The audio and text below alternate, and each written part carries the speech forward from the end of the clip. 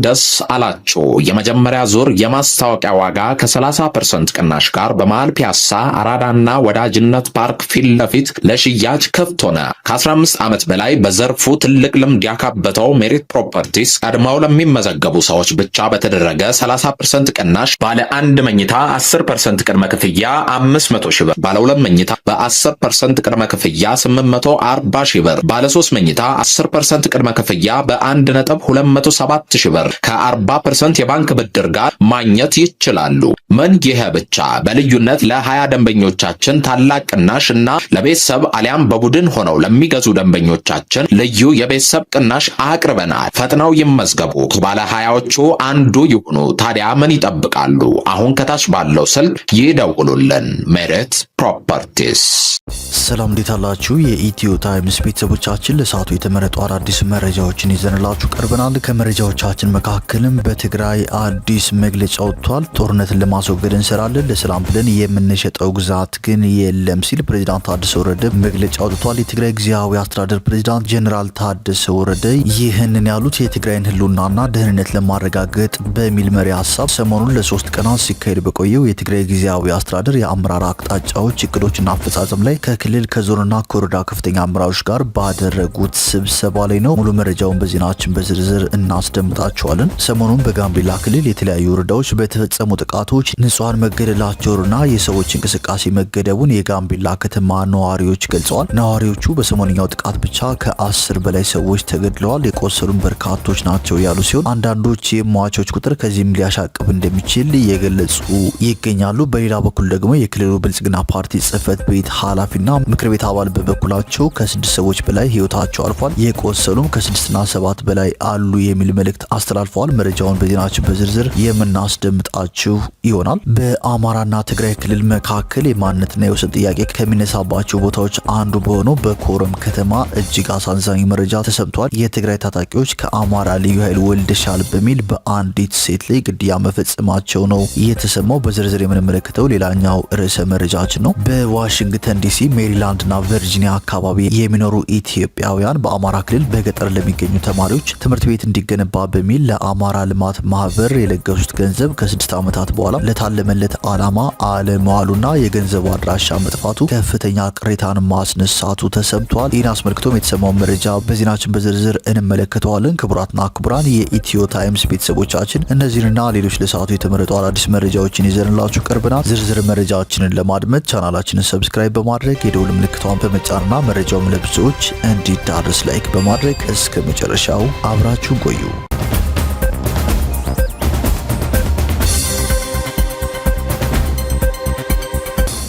ወደ መጀመሪያው መረጃችን ስናልፍ ጦርነትን ለማስወገድ እንሰራለን፣ ለሰላም ብለን የምንሸጠው ግዛት ግን የለም ሲሉ ፕሬዝዳንት ጀነራል ታደሰ ወረደ ተናግረዋል። የትግራይ ጊዜያዊ አስተዳደር ፕሬዝዳንት ጀነራል ታደሰ ወረደ ይህንን ያሉት የትግራይን ህልውናና ደህንነት ለማረጋገጥ በሚል መሪ ሀሳብ ከታህሳስ 2 ቀን 2018 ዓ.ም ጀምሮ ለ3 ቀናት ሲካሄድ በቆየው የትግራይ ጊዜያዊ አስተዳደር የአመራር አቅጣጫዎች፣ እቅዶችና አፈጻጸም ላይ ከክልል ከዞንና ከወረዳ ከፍተኛ አመራሮች ጋር ባደረጉት ስብሰባ ላይ ነው። ትግራይ በተለያዩ ዘርፎች እጅግ በጣም አስቸጋሪና ጫና የበዛበት ሁኔታ ውስጥ ትገኛለች ያሉት ፕሬዝዳንት ታደሰ ወረደ ያለን ምርጫ እነዚህን ተግዳሮቶች ተቋቁመን መውጣት ነው ሲሉ ተናግረዋል። በተለያዩ መንገዶች እገዳው እንዲጨምርና እንዲወሳሰብ የሚያደርጉ ብዙ እንቅስቃሴዎች አሉ። በመሆኑም የአደጋው መጠን ከፍተኛ ነው ብለዋል። ውስጣዊም ሆነ ውጫዊ አደጋ ከጊዜ ወደ ጊዜ እየጨመረ ይሄዳል። በመንግስታዊ አገልግሎት ላይ ያለው ጫና መጨመሩ፣ በፍትህና ዳኝነት ላይ ያለው ውስብስብ ችግር፣ ያለን ደካማ ኢኮኖሚ፣ ስርዓታዊ የሚመስል የሙስና ችግር፣ ተጠናክሮ የሚቀጥለው እገዳና በውስጣችን ሆነው የሚሰሩ አካላት በመጨመራቸው የተጋላጭነታችን መጠን በእጥፍ እንዲጨምር አድርጎታል ሲሉ ጀነራል ታደሰ ወረደ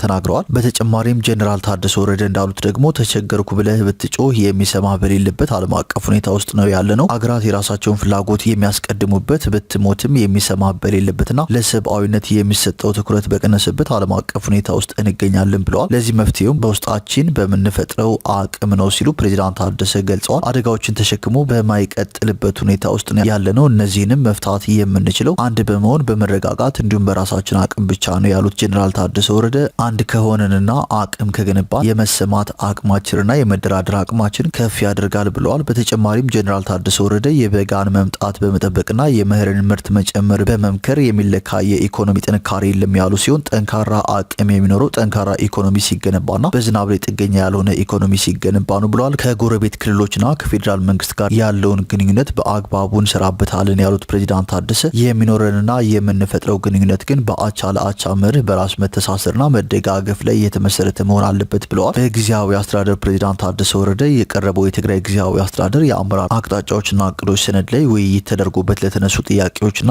አስተያየቶች ምላሽ ከተሰጠ በኋላ ቀጣይ የአመራር አቅጣጫዎችና አፈጻጸማቸው ተብራርተው በሙሉ ድምጽ ጸድቆ ለ3 ቀናት ሲካሄድ የቆየው መድረክ ትናንት ታህሳስ 4 ቀን 2018 ዓ.ም እንደተጠናቀቀም ጽህፈት ቤቱ አስታውቋል። በሌላ መረጃ ደግሞ በአማራና ትግራይ ክልል መካከል የማንነትና የወሰን ጥያቄ ከሚነሳባቸው ቦታዎች አንዱ በሆነው በኮረም ከተማ ከአማራ ልዩ ኃይል ወልደሻል በሚል በህዳር 30 ቀን 2018 ዓ.ም የትግራይ ታጣቂዎች ከሌሊቱ 6 ሰዓት በ6 ጥይት አንዲትን እናት ገድለው ልጇን ማቁሰላቸውን የደረሰኝ መረጃ ያመለክታል ሲል አዩዛ አበሻ ዘግቧል።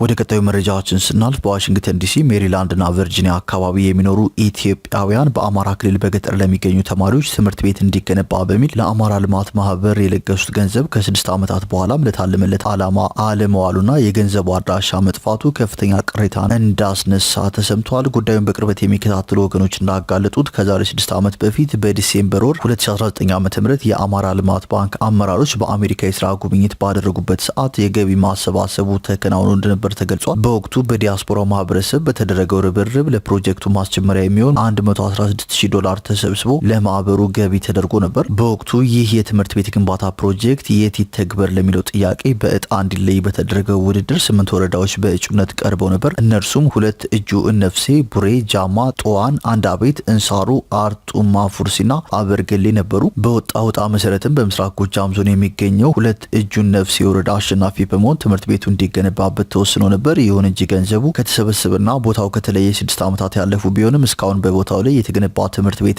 አለመኖሩ የአካባቢውን ተወላጆችና ገንዘቡን ያዋጣውን የዲያስፖራ ማህበረሰብ አስቆጥቷል። ለልማትና ለወገን እፎይታ በሚል በታማኝነት የተሰጠው ይህ ከፍተኛ መጠን ያለው ገንዘብ ባንክ ገብቷል ወይስ በግለሰቦች እጅ ቀርቷል? እንዲሁም ባለፉት 6 ዓመታት ፕሮጀክቱ ለምን አልተጀመረም የሚሉ ጥያቄዎች እየተነሱ መሆኑን ዘሀበሻ ዘግቧል። የሚመለከተው አካል ማለትም አልማ በዚህ ጉዳይ ላይ ግልጽ ማብራሪያ እንዲሰጥና የኦዲት ሪፖርት እንዲያቀርብ የገንዘቡ ለጋሾች እየጠየቁ ይገኛሉ። ወደ ቀጣዩ መረጃዎችን ስናልፍ ሰሞኑን በጋምቤላ ክልል የተለያዩ ወረዳዎች በተፈጸሙ ጥቃቶች ንጹሃን መገደላቸውን፣ የሰዎች እንቅስቃሴ መገደቡን የጋምቤላ ከተማ ነዋሪዎች ገልጸዋል። ነዋሪዎቹ በሰሞነኛው ጥቃት ብቻ ከ10 በላይ ሰዎች ተገድለዋል፣ የቆሰሉትም በርካቶች ናቸው ያሉ ሲሆን አንዳንዶቹ የሟቾች ቁጥር ከዚህም ሊያሻቅብ እንደሚችል እየገለጹ ነው። በተለይ አቦል ወረዳና ኢታንግ ልዩ ወረዳ አካባቢዎች ንጹሃን ዜጎች እየተገደሉ መሆኑን፣ ጥቃቱ ከዚህ ቀደምም የነበረ ሲሆን በሰሞነኛው ሁነት ደግሞ የጸጥታ አካላት ጭምር ሟችና ቁስለኛ መሆናቸውን የሚያመለክቱ መረጃዎች ከስፍራው ወጥተዋል። ግድያው የሚፈጸመው በተለይ ተሳፋሪዎች ከቦታ ቦታ ሲንቀሳቀሱ መንገድ ዳር በማድፈጥ በተሽከርካሪዎች ጭምር ሲሆን የክልሉ ፖሊስ በበኩሉ ተሳፋሪዎች ላይ ሞትና የመቁሰል አደጋ መድረሱን ባለፉት ሳምንታት በተደጋጋሚ ማሳወቁ ይታወቃል። የጋምቤላ ከተማ አስተዳደር ከቀናት በፊት በከተማችን ባለው ወቅታዊ የጸጥታ ሁኔታ ከጸጥታ አካላት ውጭ ማንኛውም ተሽከርካሪና ሰው ከህዳር 30 2018 ዓ.ም ከምሽቱ 1 ሰዓት ጀምሮ መንቀሳቀስ የተከለከለ መሆኑን እንገልጻለን ሲል ማስታወቁ ይታወሳል። ይህንን አስመልክቶም የጋምቤላ ብልጽግና ጽህፈት ቤት ኃላፊና የምክር ቤት አባል አቶ አሸኔ አስቲን ከ6 ሰዎች በላይ ህይወታቸው አልፏል፣ የቆሰሉም ከ6 እና 7 በላይ አሉ ብለዋል። የተፈጠረውን ግጭት ነው ብሎ ለማሰብ ትንሽ ያስቸግራል። ለምሳሌ ጋምቤላ ከተማ ላይ የደረሰ ጉዳት አለ። አንድ ሰው 2 ሰዎች ላይ ጥይት ተኩሶ አንዱ ህይወቱ አልፏል፣ አንዱ ቆስሏል። ከዚያ በኋላ ማንነታቸው የማይታወቁ ሰዎች ደግሞ በጋምቤላ ወረዳ ከላሬ ሲመጣ በነበረ መኪና ጥይት ተተኩሷል። እነማን እንደሆኑ አልታወቁም። ዳርና ዳር ጫካ ስለሆነ ከጫካ ወጥተው ነው ጥቃት የፈጸሙት። እዛም የተጎዱ ሰዎች አሉ። አንድ ቡድን ከሌላ ቡድን ጋር የመጋጨት አይነት ነገር ነው። ይሄ ግን ጥቃት ነው። የተወሰኑ ግለሰቦች በሆኑ ግለሰቦች ላይ ጥቃት የሚፈጽሙበት ነው። ግጭት የሚመስለው ሰው ተደናግጦ አንዱ ወደ ራሱ አካባቢ ሌላውም ወደ ራሱ አካባቢ ይሸሻል። ይህ ነው ግጭት ተብሎ የተወሰደው እንጂ በግለሰብ ደረጃ የተፈጸሙ ጥቃቶች ናቸው ያሉት ብለዋል። ጋምቤላ ወረዳ በተፈጸመው የመኪና ጥቃት የተጎዱት 3 ሰዎች ናቸው። ወረዳው ላይ የተወሰኑት ነዋሪዎች ሆ ተብለው ተነስተው ወደ አመራሮች ወዳሉበት ግቢ ሊገቡ ሲሉ ፖሊስ ባደረገው መከላከል አንድ የፌዴራል ፖሊስ ላይ ጉዳት ደርሷል። ሌላ ፖሊስም ቆስሏል። ከማህበረሰቡም አንድ ሰው ህይወቱ አልፏል። አሁን ተረጋግቷል ሲሉም ተናግረዋል። የክልሉ መንግስትም ትናንት በጋምቤላ ከተማ አመራሮች አስቸኳይ ስብሰባ ጠርቶ ነበር። የክልሉ የመንግስት ኮሚኒኬሽን ጉዳዮች ጽህፈት ቤት ሰሞኑን በክልሉ በተለያዩ አካባቢዎች ተፈጥሮ በነበረው ግጭት በህይወትና በንብረት ላይ በደረሰው ጉዳት ጥልቅ ሐዘን እንደተሰማቸው የክልሉ ርዕሰ መስተዳድር ወይዘሮ አለሚቱ ኡሞድ በመድረኩ ተናግረዋል። ከተፈጠረው የጸጥታ ችግር ጋር በተያያዘ እጃቸው አለበት የተባሉ ግለሰቦች በህግ ቁጥጥር ስር የመዋል ስራ እንደሚቀጥል መናገራቸውንም ጽህፈት ቤቱ ገልጿል ሲል ቲክቫህ ኢትዮጵያ ዘግቧል። ወደ ቀጣዩ መረጃችን ስናልፍ ኡጋንዳ ከኢትዮጵያ ከሶማሊያና ከኤርትራ ወደ አገሯ ለሚመጡ አዳዲስ ስደተኞች መብት መስጠት ማቆሟ ተነግሯል። ይህንን ተከትሎ ሪፊውጂስ ኢንተርናሽናል የተሰኘው ዓለም አቀፍ የሰብአዊ መብት ተሟጋች ድርጅት አገሪቱ የስደተኝነት መብት መስጠት ማቆሟ አሳሳቢ እርምጃ ነው ሲል አውግዟል። በዜግነት ላይ ብቻ ተመስርቶ ጥገኝነትን መከላከል የዓለም አቀፍ የስደተኞች ሕግን የሚጥስ ነው። አዲሱ ገደብ እነዚህን ስደተኞች ሕጋዊ አጣብቅኝ ውስጥ በመክተት ለከፋ ብዝበዛና ጥቃት ይዳርጋቸዋል ብሏል። ይህ ውሳኔ ኡጋንዳ ቀደም ሲል ስደተኞችን በመቀበል ያላትን ኩሩ ልማድ የሚጻረር ነው ሲል ገልጿል። ድርጅቱ ኡጋንዳ የደረሰባት ከፍተኛ የእርዳታ ቀነሳ የጥገኝነት ስርዓቷን ችግር ውስጥ መክተቱንም አምኗል። በተለይም አሜሪካ የጥገኝነት ጥያቄዎችን ወደ ኡጋንዳ ለመላክ ስምምነት ብትፈርምም የራሷን እርዳታ መቀነሷ ለችግሩ መባባስ ምክንያት መሆኑን ድርጅቱ አመልክቷል። ለዓመታት ኡጋንዳን ሲያሞግሱ የቆዩ ለጋሽ መንግስታት አሁን ቃላቸውን ለስደተኞችም ሆነ ለአስተናጋጅ ማህበረሰቦች በሚሰጡት ተጨባጭ ድጋፍ በማረጋገጥ ኡጋንዳ የገጠማትን የገንዘብ ችግር እንዲያቀሉ ጥሪ ማቅረቡንም ካፒታል ጋዜጣ ዘግቧል። ኡጋንዳ በአሁኑ ሰዓት በርካታ የኢትዮጵያ የኤርትራና ሶማሊያ ስደተኞችን እያስተናገደች ትገኛለች። በርካታ ኢትዮጵያውያንም ኡጋንዳ መቀመጫቸውን አድርገዋል። ስደተኞች ኡጋንዳን አንድም ባላት መልካም ስደተኛ አቀባበል እንዲሁም ወደፊት ወደ ሌላ ሀገር ለመሸጋገር ይመርጧታል። ከአሁን በኋላ ግን አገሪቱ ከኢትዮጵያ ኤርትራና ሶማሊያ የሚሄዱ ስደተኞችን ላለመቀበል ወይም መብት ለመንፈግ እንደወሰነች ተነግሯል።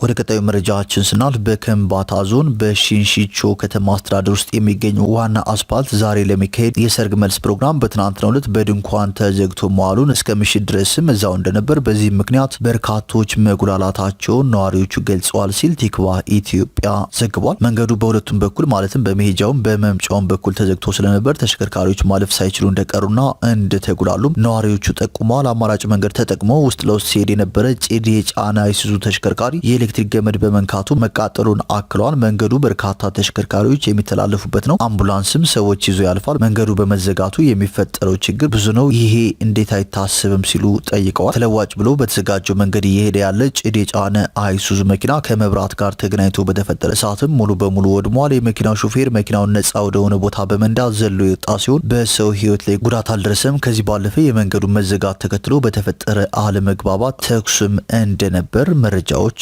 ወጥተዋል።